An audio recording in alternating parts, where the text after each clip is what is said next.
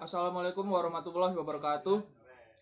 Nama saya Kenny Panjiristu Benadif, NIM 19188201011, mata kuliah Sosiolinguistik. Di sini saya akan menjelaskan Creole dan Pidgin. Yang pertama-tama, saya akan menjelaskan Creole terlebih dahulu. Creole adalah bahasa baru yang muncul selama abad ke-17 dan ke-18 dari varietas non-standar Eropa bahasa di subkoloni pemukiman perkebunan tropis di sekitar Atlantik, di Samudra Hindia, dan di Pasifik. Creole ini umumnya pengaturan di mana orang Eropa datang untuk menetap di rumah baru dan kolonial. Bahasa-bahasa Eropa selalu digunakan sebagai vernakular. Kasus Hawaii menjadi agak atipikal. Populasi non-Eropa yang menyesuaikan dan memodifikasinya menjadi Creole juga tidak asli koloni atau dicirikan oleh Caudenson sebagai eksogen dan menjadi mayoritas besar cukup awal. Sementara pribumi begitu terpinggirkan, diusir dari tanah leluhur mereka sendiri dan dibunuh oleh orang Eropa lalu penguasa. Hawaii juga sebagian atipikal dalam kasus ini. Sebagai penduduk aslinya telah bertahan sampai batas tertentu. Koloni yang relevan biasanya berupa pulau kecil atau pesisir terkait dengan budidaya tebu atau kasus mayoritas seperti Suriname, Jamaika, Guyana, Haiti, Hawaii, Louisiana, Martinique, dan Mauritius atau Brás atau pesisir Carolina Selatan dan Georgia di Amerika Serikat. Budidaya kopi juga menjadi industri penting di Karibia dan Samudra Hindia. Industri pertanian ini menghasilkan struktur populasi tertentu bagi orang non-Eropa dengan cepat menjadi mayoritas yang luar biasa. Pemisahan itu yang terjadi mendorong divergensi varietas baru kolonial non-Eropa, bahasa menjadi Creole. Di bawah ini pengaruh substrat variabel. Namun, karakterisasi di atas hanya mencerminkan cara vernakular kolonial ini dipelajari sampai saat ini. Ada daftar pengecualian yang panjang. Misalnya, Brasil koloni pertama yang mengeksploitasi tebu secara industri tidak menghasilkan seorang Creole. Begitu pula Kuba atau Republik Dominika saat ini. Yang juga demikian picik.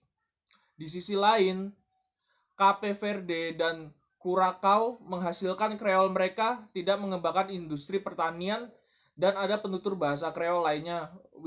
Wilayah seperti Guinea-Bissau dan Sierra Leone yang aslinya berasal dari bahasa Creole diimpor dari tempat lain atau Cape Verde dalam kasus sebelumnya dan terutama Jamaika. Meskipun mereka telah mengalami evolusi lebih lanjut lagi yang dipicu oleh ekologi baru penggunaannya. Dua yang terakhir bukanlah pemukiman perkebunan koloni juga. Evolusi diferensial bahasa Eropa di koloni harus membuat kita berhati-hati tentang menggeneralisasi terlalu tergesa-gesa tentang hal tertentu, kondisi di mana Creole berevolusi dan mekanisme restrukturisasi khusus terlibat dalam proses tersebut. Sedangkan Pidgin sendiri muncul di Kanton belakangan abad ke-18.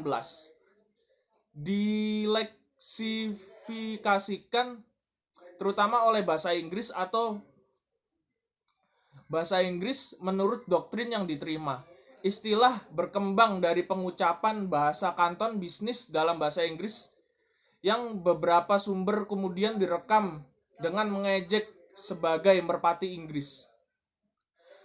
Menurut Smith dan Matthew, etimologi yang lebih mungkin adalah frasa kanton Beichin membayar uang, yang masuk akal jika salah satu faktor dalam fakta bahwa Chinese Pidgin bahasa Inggris muncul dalam pengaturan perdagangan dan kanton memiliki pergantian suara atau aturan fonologis yang mempengaruhi penghalang.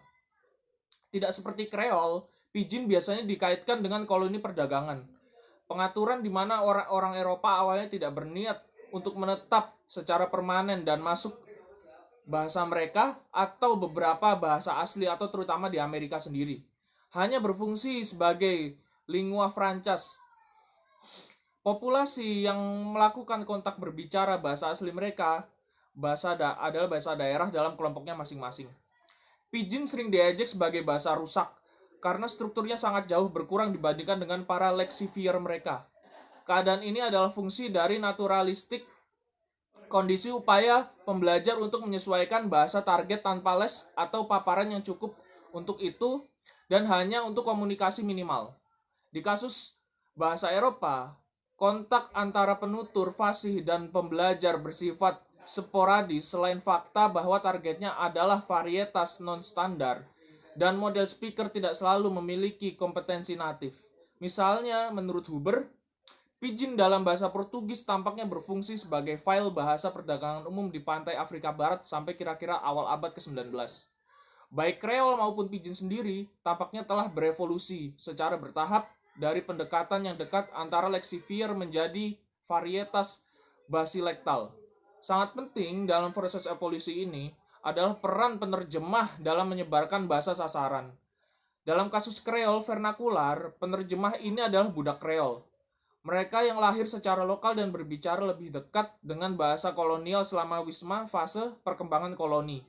Pada abad ke-17, selama akhir abad ke-17 dan ke-18, saat koloni bergeser ke perkebunan fase atau ditandai dengan munculnya perkebunan besar sebagai ekonomi utama industri. Populasi budak dengan cepat menjadi mayoritas yang luar biasa. Akhirnya budak Buzal atau yang baru dibawa dari Afrika juga bertambah banyak, lebih banyak dari rekan-rekan Kreol mereka. Varietas bahasa kolonial yang mereka hadapi semakin menyimpang dari varietas diucapkan selama fase wisma. Proses basilektalisasi ini yang menghasilkan Kreol modern dengan demikian hanyalah evolusi divergensi di bawah pengaruh selektif dari bahasa yang sebelumnya digunakan oleh budak Bozal. Ini mempunyai telah diidentifikasi sebagai pengaruh substrat dalam kasus Pidgin. Sejarah memberitahu kita bahwa kontak awal orang Eropa dengan penduduk asli yang berdagang dengan mereka dimediasi oleh penerjemah. Yang terakhir mempelajari pendekatan yang lebih dekat dari lingua francas Eropa. Seiring perdagangan meningkat dan meningkatnya jumlah pribumi yang berinteraksi secara langsung dengan para pedagang. Semakin banyak pribumi mencoba menggunakan apa yang mereka dengar penerjemah berbicara, evolusi dalam praktik bahasa ini terikat untuk merestrukturisasi target jauh dalam bentuk aslinya. Di bawah pengaruh substrat selektif, seperti dalam kasus Kreol, signifikansi pengaruh ini dapat diharapkan meningkat setelah bahasa Eropa digunakan sebagai lingua franca juga di antara pribumi sendiri. Bahasa substrat lebih mirip secara tipologis adalah semakin mereka dapat mempengaruhi variasi bahasa baru dari lexiviernya seperti terbukti dari Pidgin's Melanesia. Atau lihat misalnya penjelasan dari Kissing. Faktor ini mungkin telah mendorong mitos bahwa lexivier tidak berpengaruh signifikan kontribusi gramatikal pada struktur keturunan Kreol dan Pidginnya. Istilah Pidgin telah diperluas menjadi dikurangi secara struktural dan fungsional. Varietas dari beberapa bahasa non-Eropa yang kemunculannya juga terkait dengan perdagangan, seperti Chinook jargon atau di barat Laut Amerika, Delaware jargon atau di bagian timur Laut Amerika Serikat, Mobilan jargon atau di Amerika Tenggara, dan lingua gerai di Tenggara Brazil. Meski ada juga yang telah diidentifikasi di Asia dan Afrika atau tahap awal Baba dan bahasa Melayu di Selat Malaka, dan di Kikongo Kituba, Linggala, dan Sango di Afrika Tengah misalnya. Perlu dicatat bahwa tidak ada Pidgin yang dieksifikasi oleh orang Eropa. Bahasa dapat diidentifikasi di Amerika. Mungkinkah ini berarti bahwa dalam kasus-kasus khusus ini, orang-orang Eropa mengadopsi varietas yang sudah berfungsi sebagai perdagangan bahasa di antara orang pribumi sendiri? Seperti kebanyakan pertanyaan lainnya, masa depan penelitian dapat menjawab yang satu ini secara meyakinkan. Sampai saat ini sebagian besar Pidgin telah mati. Misalnya bahasa Portugis Franca digunakan oleh pedagang Eropa dan Pidgin asli Amerika. Perubahan ekologi sosial ekonomi di wilayah terkait membuatnya tak berguna. Yang lain beradaptasi dengan perubahan ini secara berbeda dan berevolusi menjadi varietas yang lebih kompleks yang disebut Pidgin yang diperluas, yang sekarang berfungsi terutama sebagai perkotaan. Bahasa daerah misalnya Tok Pisin atau di Papua Nugini dan Nigeria, dan Kamerun, Pidgin bahasa Inggris.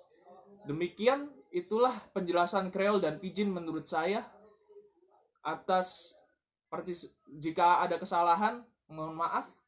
Terima kasih. Wassalamualaikum warahmatullahi wabarakatuh.